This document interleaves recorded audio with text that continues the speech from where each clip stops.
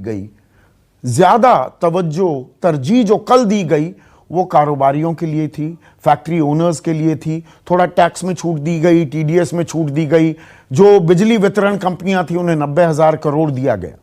लेकिन सबकी निगाहें टिकी थी कि जो मजदूर है, जो दिहाड़ी कमाता है, रोज कुआं खोदता है, रोज पानी पीता है, 14 करोड़ ऐसे लोग जिनका रोजगार चला गया है। जो जिसे अभी आप सुन रहे थे वह थे संदीप चौधरी, जो न्यूज़ 24 के एंकर हैं।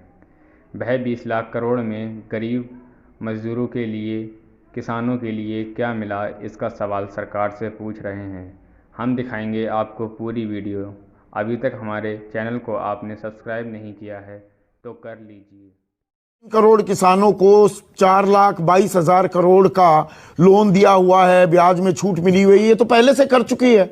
या नाबार्ड 29,500 करोड़ का वो प्रावधान करेगा किसानों के लिए, एक खास स्कीम जो चलाई गई। ये बातें तो पहले से ही थी, ये तो बजट के प्रावधान हैं, पर उसमें 40 मिनट लगा दिए आज वित्त मंत्री।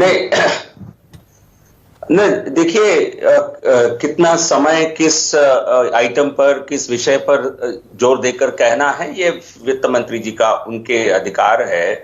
बट लेकिन क्या 2 महीने से क्या काम किए हैं उसको हम याद नहीं किया जा सकता है?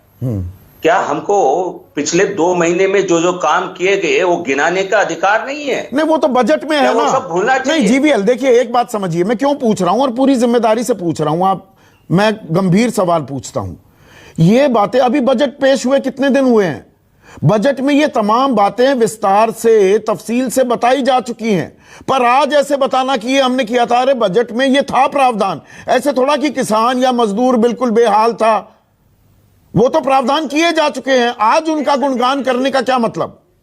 नहीं, बिल्कुल गलत है, क्योंकि ज्यादातर जो वित्त मंत्री जी ने जो पहले शुरुआत आधा घंटे में जो उन्होंने कहा, वो पिछले 2 महीने में कोविड के दौरान जो काम किए उस पर ज्यादा जोर दिया था। ये बजट के समय किसी को पता नहीं था कोविड होएगा, हम लॉकडाउन करेंगे तो हम 2 महीने बेहाल होंगे, ये किसी को मालूम नहीं था। तो नहीं तो बजट में ही ये सब प्रस्तावना होती।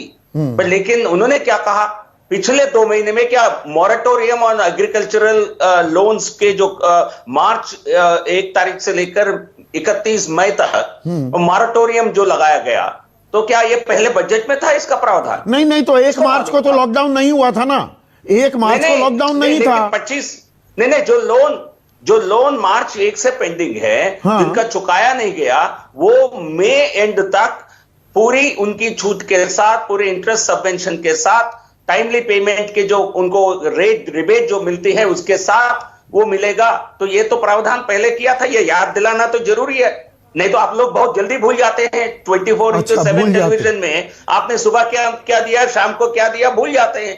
तो इसलिए आप तो भूल जाएंगे, बट लेकिन जनता को बताना बार बार आपके माध्यम से, आपके मीडिया के माध्यम से ये बताना बहुत जरूरी है, क्योंकि नहीं तो आप लोग 52,000 करोड़ डायरेक्ट बेनिफिट ट्रांसफर के तौर पर अकाउंट में डाला गया, आपको याद नहीं रहता है, ये आप याद रखना नहीं चाहते हैं। पर आज का मैंने बिल्कुल कंठस्थ किया है जीवीएल, आज के सारे आंकड़े मैंने कंठस्थ किए हैं। कुल मिलाकर क्या मिला, 3,500 करोड़ अगले 2 महीने के लिए प्रावधान कर दिया मजदूरों के लिए, वो भी 8 करोड़ प्रवासी मजदूर।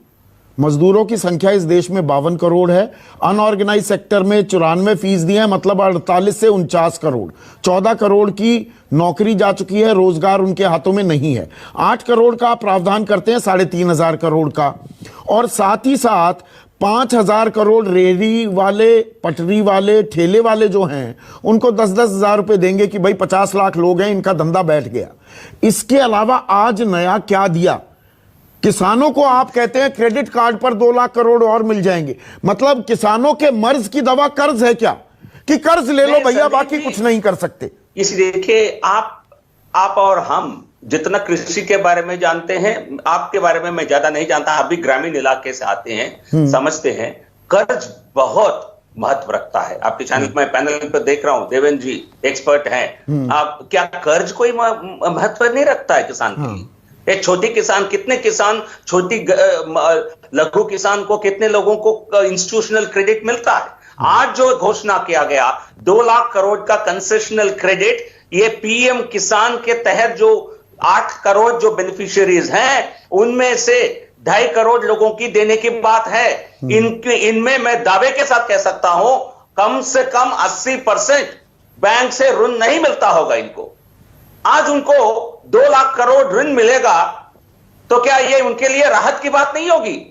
हर एक के लिए जो भी घोषणा किया गया सबके लिए राहत की बात। वो मुफ्त में मिलता है आपके कहना है, और कुछ ज्यादा मिल गया होता तो मैं भी मानता हूं। ठीक है, फेयर पॉइंट है आपका, फेयर पॉइंट है कि 4,22,000 करोड़ पहले उपलब्ध थे, उसमें आपको ब्याज में छूट मिल रही है, 2 लाख करोड़ और दिए जा रहे हैं। लेकिन केसी त्यागी अब मेरे साथ जुड़ गए हैं, और केसी त्यागी आप भी गांव देहात से हैं जैसे जीवीएल हैं, और मैं भी गांव देहात का लड़का हूं।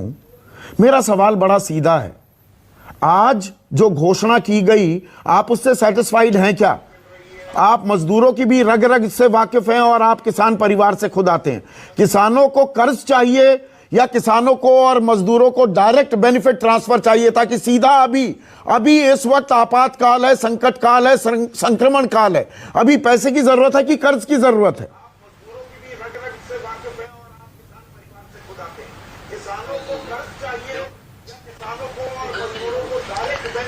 संदीप जी, मैं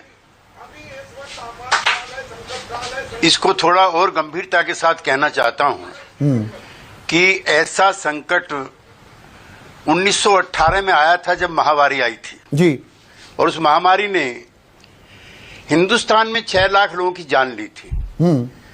और ऐसी मंदी 1930 में आई थी जब फर्स्ट वर्ल्ड वॉर के बाद भी और अमेरिका की भी इकोनॉमी खराब हुई थी। आज का संकट लगभग उसी तर्ज पे है, महामारी का भी और मंदी का भी। 40,000 करोड़ रुपए रोज का नुकसान इंडियन इकोनॉमी का हो रहा है। जो स्मॉल स्केल इंडस्ट्री, बाजार, रेडी पटरी और रोजाना मजदूर, ये जो सब के काम धंधे बंद हुए हैं, लगभग 40 करोड़ लोग लगभग बेरोजगार हो चुके हैं सरकारी आंकड़ों के मुताबिक। और इतना ही नहीं, जो वर्ल्ड बैंक, आईएमएफ, उसकी घोषणा, मूडी एक है, उसकी घोषणा है कि इस बार जो है माइनस में जीडीपी जा सकती है। केसी त्यागी, ये बातें हम डिस्कस कर चुके हैं। मैं सीधा सवाल पूछ रहा हूं, आज आप जवाब क्यों नहीं दे रहे? बहुत घमंड के साथ कहना, आप किसानों मजदूरों की बात करने से घबरा